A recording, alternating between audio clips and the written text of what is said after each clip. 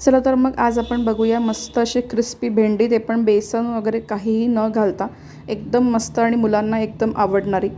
मुलं मोस्टली भेंडी खायला बघत नाही, सो अशा प्रकारची भेंडी बनवून बघा तुम्ही. मुलं नेहमी तुम्हाला ही अशाच प्रकारची भेंडीची भाजी मागतील.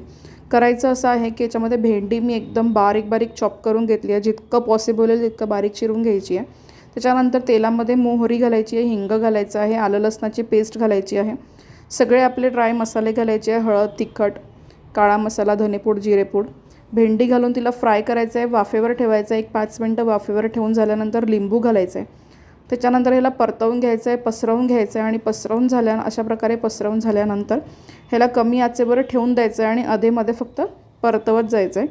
अशा प्रकारे एक 7 ते 8 मिनटानंतर ही भेंडी आपली बनवून तयार होते. एकदम क्वांटिटीची कमी होऊन जाते, एकदम कुरकुरीत होते. सो रेसिपी नक्की ट्राय करून बघा. आवडली असेल तर like, share and subscribe. Thank you.